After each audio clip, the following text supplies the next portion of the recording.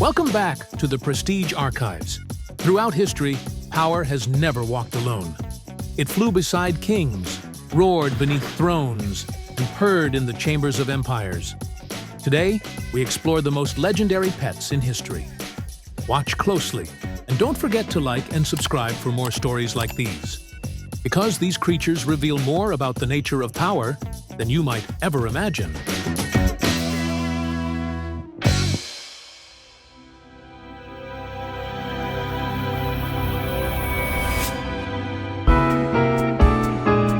At number 10 sits a quiet emblem of endurance, Winston Churchill's orange tabby, Jock. It was more than a companion, it was continuity. Churchill ordered that Chartwell, his estate, must always house a cat named Jock of the same coloring forever.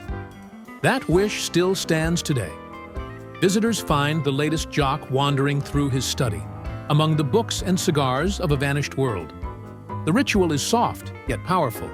A statesman who mastered chaos, leaving behind serenity on four paws. True influence doesn't just roar, it endures in silence. Even the greatest voices in history leave their echoes not just in monuments, but in the quiet traditions that outlive them. At number 9, the koi of Japan's feudal lords. In the tranquil gardens of Japan's shoguns, koi drifted beneath still waters, their scales flashing gold and vermilion. They were bred not for sport, but for symbolism, discipline, prosperity, and spiritual calm. Samurai watched them swim upstream and saw reflections of their own code: patience, endurance, restraint. To nurture koi required focus and time, a daily meditation on control. These fish were living mirrors of the mind, a reminder that true power moves without hurry, and the deepest strength never disturbs the surface. For in their silence, they carried the wisdom that the mightiest currents are often unseen.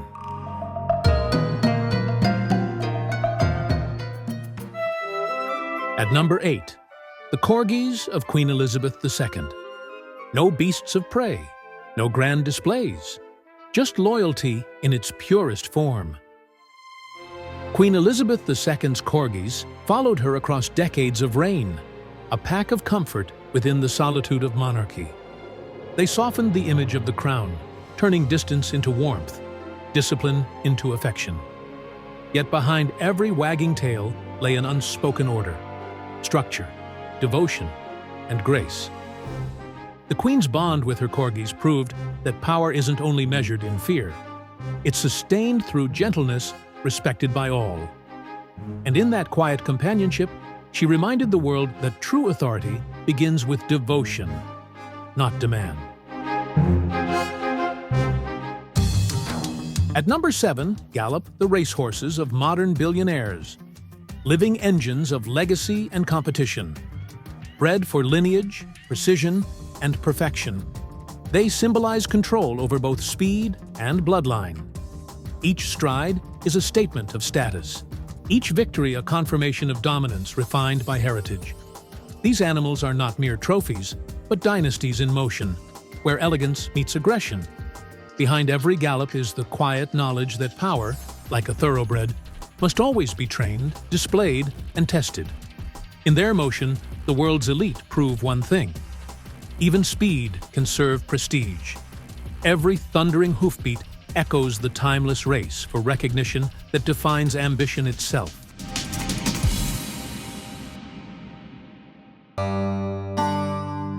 At number 6, the falconers of Arabia. Across golden dunes, falcons glide like living jewels, trained and revered by generations of Bedouin nobility. Each bird is a marvel of precision, raised with patience and respect, often traveling by private jet or carrying its own passport. Falconry here is not sport. It is heritage, discipline, and the art of partnership. The falcon's flight is freedom-controlled, chaos refined. When it returns to its master's glove, it carries centuries of honor on its wings. For the desert elite, power is not taken by force. It is earned through mastery of the untamable. Their bond between sky and soil defines a legacy that no empire could ever contain.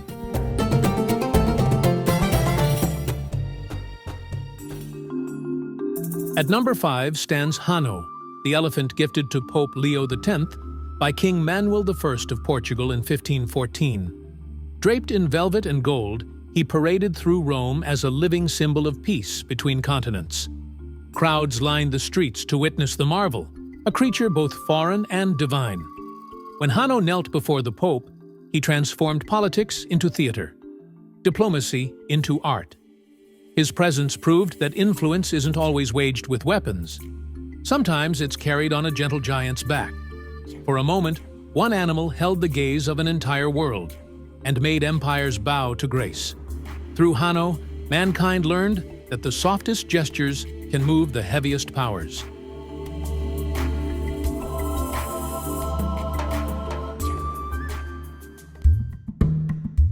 At number 4, the cheetahs of Emperor Akbar. In the courts of the Mughal Empire, hundreds of these sleek hunters were trained to sprint beside their master. Each jeweled collar shimmered beneath the sun as they chased antelope across the plains of India. Akbar's cheetahs embodied control through speed. Wild precision turned into ritual. To command such creatures was to declare mastery over motion itself. They weren't just royal pets. They were power incarnate, moving poetry on paws. In every leap, they mirrored their emperor's rule: swift, strategic, and unstoppable. Even centuries later, their legend runs beside the memory of an empire that refused to slow down.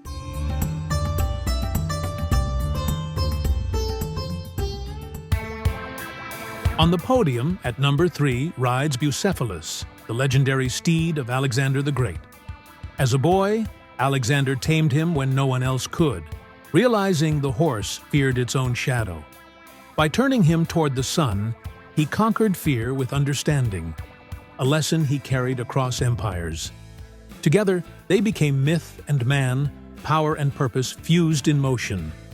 When Bucephalus fell, Alexander founded a city in his name, ensuring the horse lived forever in memory. Their bond proved that leadership is not domination, but harmony, control through connection, not coercion. Through that union, Alexander proved that true power begins with mastering oneself.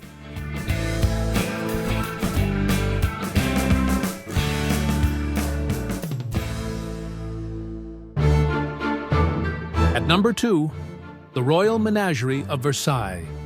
Louis XIV transformed the idea of pet ownership into a theater of power. Within the palace gardens roamed lions, ostriches, elephants, and exotic birds, each imported to mirror the Sun King's dominion. Visitors wandered the gilded cages, reminded that even nature bowed to his order. For Louis, animals were not adornments. They were metaphors for rule itself, the world's beauty organized under one will. His menagerie wasn't leisure.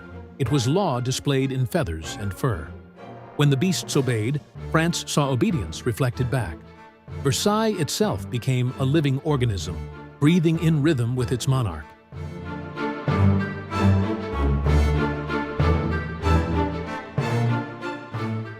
Before we unveil the final echoes of this legacy, a few extraordinary creatures deserve recognition. Animals whose stories, whether myth or memory, still reveal the psychology of power. First, the rumored leopard of Cleopatra, half myth, half memory. Said to have accompanied her in royal processions, it embodied the perfect fusion of beauty and danger. Whether legend or truth, the image remains irresistible. Next, the pampered pug of Marie Antoinette. Before the crown, before the chaos, there was Mops, a creature of innocence carried from Austria to France. Perfumed, adored, and doted upon, he was a fragment of purity in a world built on appearances. His tiny presence whispered a truth the court could never grasp. That tenderness, too, can be a form of rebellion. Lastly, the white tigers of Mike Tyson, the modern heirs of royal excess. They prowled through his mansion like living status symbols, blending fascination with fear. Their existence was equal parts spectacle and statement. Dominance reimagined for the age of celebrity. They proved that even in the modern world, the powerful still crave danger as the purest expression of control.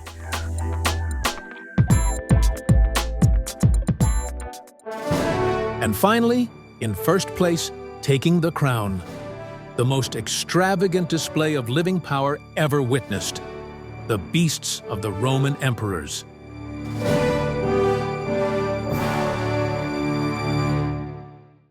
Lions, tigers, elephants, leopards, crocodiles, rhinoceroses, and countless other species were brought from across the known world to Rome's colossal arenas, paraded before roaring crowds.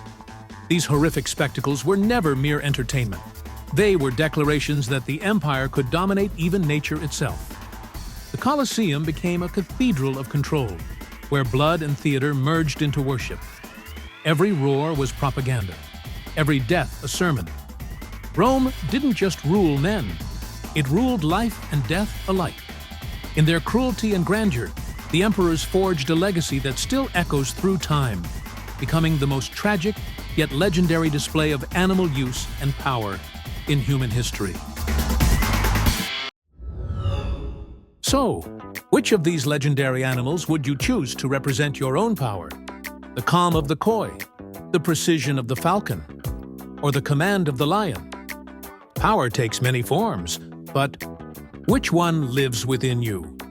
Comment below and let us know which beast would be your spirit animal. We'd love to know. Thanks for watching. Please like and share this video. And if you enjoyed this journey into the world of wealth, don't forget to subscribe to the channel for more stories of luxury, influence, and ambition. Until next time, stay prestigious.